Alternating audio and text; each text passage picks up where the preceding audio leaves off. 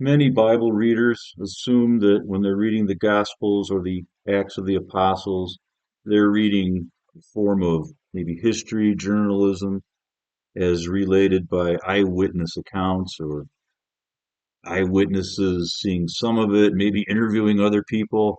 I don't know. In another session, we focus on the introduction to Luke, the Gospel according to St. Luke, King James Version, and the author makes it clear that he is not an eyewitness. The eyewitnesses have already given their accounts. Now, I thought it would be good that I do it. And even if there were eyewitnesses available, as you can see, there are many places in the Gospels where no eyewitness could have actually been. For example,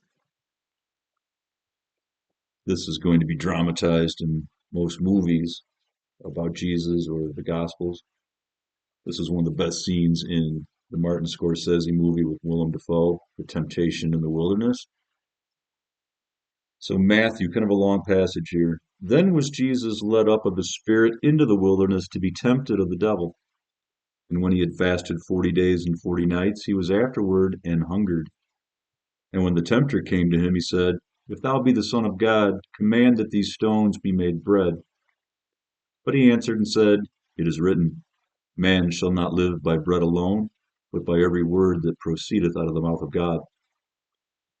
Then the devil taketh him up into the holy city, and setteth him on a pinnacle of the temple, and saith unto him, If thou be the Son of God, cast thyself down. For it is written, He shall give his angels charge concerning thee, and in their hands they shall bear thee up, lest at any time thou dash thy foot against a stone. Jesus said unto him, It is written again, Thou shalt not tempt the Lord thy God. Again, the devil taketh him up into an exceeding high mountain, and sheweth him all the kingdoms of the world, and the glory of them, and saith unto him, All these things will I give thee, if thou wilt fall down and worship me.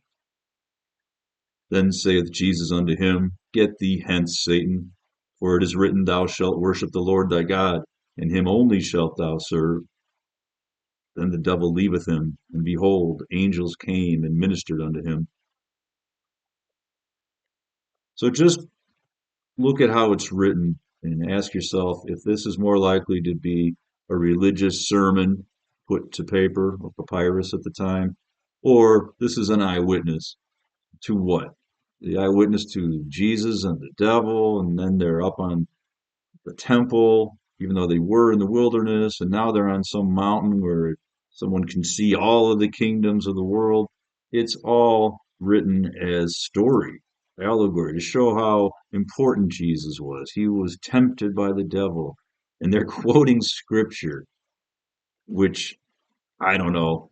If you've been out fasting 40 days, why wouldn't you maybe turn some stones into bread? Often the devil has some good advice, but no, I have a command to counter what you just said. Okay, well, let's go up on the top of the temple.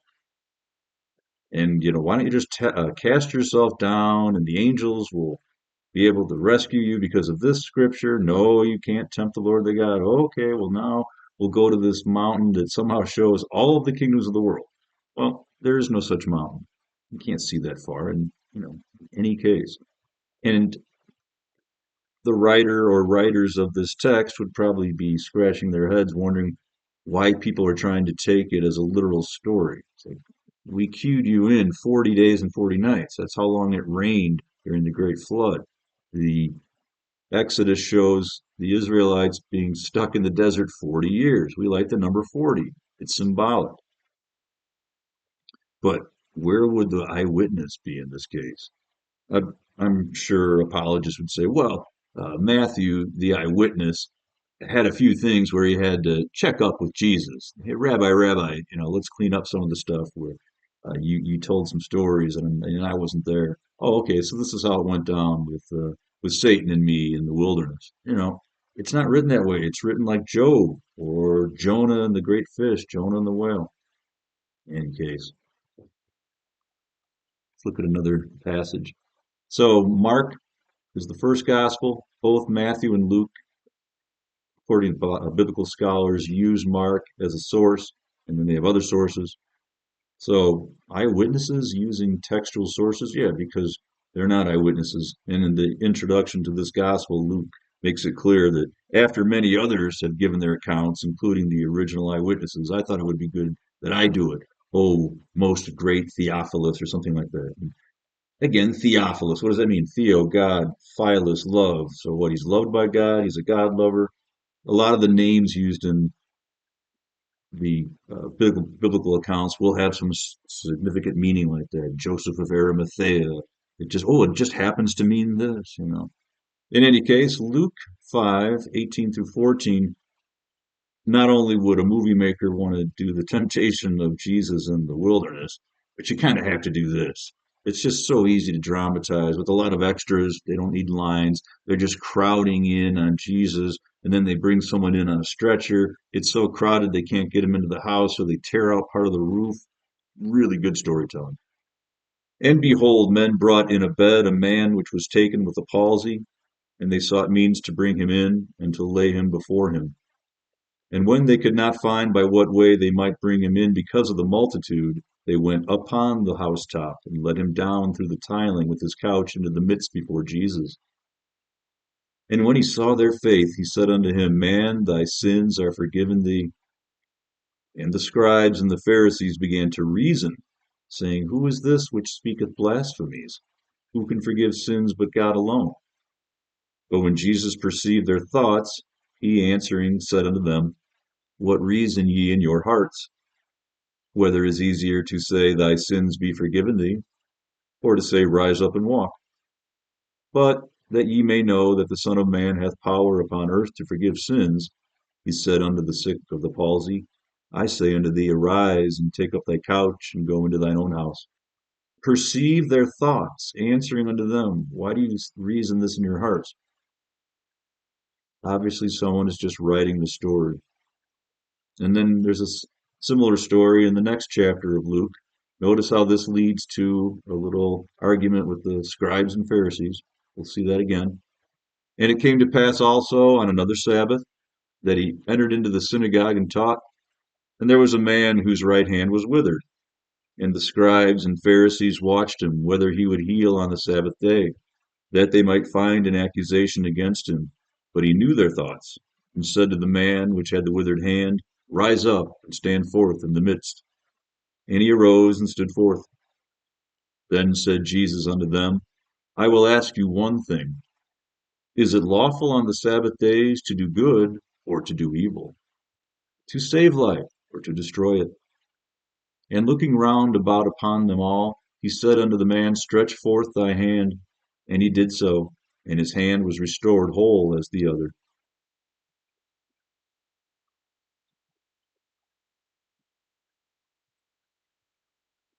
Again, but he knew their thoughts. Why do we need an eyewitness? Well, again, Luke witnessed most of it, but then the parts he couldn't have seen, he just interviewed Jesus. He doesn't say that at the beginning. Not one of the gospel writers did that. They didn't even use their names. They just wrote their version of kind of a religious biography slash theology of Jesus Christ as they see it. You notice in Mark, there's no birth narrative. He's an adult. He goes up to John the Baptist. He's adopted as the Son of God, and then he immediately goes into, I think, the temptation and then into the ministry. Whereas with Matthew and Luke, we have this convoluted, contradictory birth narrative where the authors are compelled to move the characters to Egypt and then to Bethlehem, or do they move to Nazareth? Did they grow up in Bethlehem? We'll fix it. And it's magical with people from Persia following a star, but that doesn't read like an eyewitness account. It isn't presented that way. And this is clearly religious language. It's poetic. Notice the repetition. Not easy to read either. So in the beginning was the Word, and the Word was with God, and the Word was God. The same was in the beginning with God. All things were made by him, and without him was not anything made that was made. In him was life, and the life was the light of men. And the light shineth in darkness, and the darkness comprehended it not. That's not an eyewitness, people. That's not a history. That's another way of showing the significance of Jesus, and it's a new theology. We don't need a birth narrative. According to this gospel, Jesus wasn't even born. There it is. In the beginning was the Word, and then later on in this chapter it says, "And the Word became flesh and dwelt among us." Okay, I don't know if he was born at all. Mark doesn't really go into it. There are some things we could go into, but we're not going to go down a bunch of other paths. I just want to show that even if we presume that the Gospels are written by eyewitnesses, we don't know their names. The John, the Matthew, the Mark, the Luke, that was added by early church fathers much later. And the Bible was not all written together. We just had it presented to us that way. But each gospel traveled separately for many, many years, hand copied, improved a little bit. Maybe like with a telephone game, a lot was lost in this thing. Maybe the scribes didn't like the way it read, so they cleaned it up, kicked the ball in the fairway, so to speak. But if the printing press was available in Europe in the mid 1400s, that means that all these copies of any New Testament writing or Old Testament would have been handwritten by religious professionals who have a lot at stake in transmitting it in a certain way. But even here, when it was first written down by whoever wrote Mark and then what became Matthew and so forth, they have different theologies. Two of them find it important to tell a birth narrative, but they don't find it important to tell the same story. And it's not a matter of little discrepancies. It's not a matter, well, if the witnesses in court are too similar, these are not even sort of similar. You know, we have in one, Herod is acting like Pharaoh and he's going to kill the firstborn. So they have to escape. And in the other one, it's just this weird idea that Joseph is supposed to go back to Egypt in order to take this census that didn't happen in history and wouldn't have happened that way. But they got to make it link back to David. Why? You have a virgin birth coming up. What does it matter where the father came from? You know, they often lose track of the story. They try so hard to make this fit with that. But if you just read it the way a lot of liberal Christians or mainline Christians would read it, as inspiration, as metaphor, allegory, then it begins to make sense.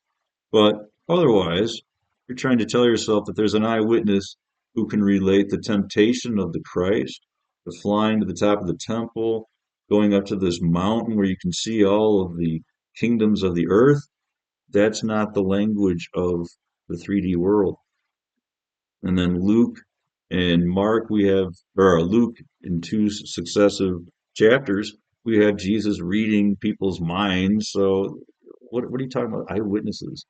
And then the beginning of John with a whole different theology and presentation, even though he still uses a lot of the same stories that we see in the synoptics, but he starts like this. This is so different from any birth narrative. And it has nothing to do with an eyewitness, as you can see. In any case, let's keep this nice and short. If you could, like, subscribe, and share on your social media accounts. Thank you.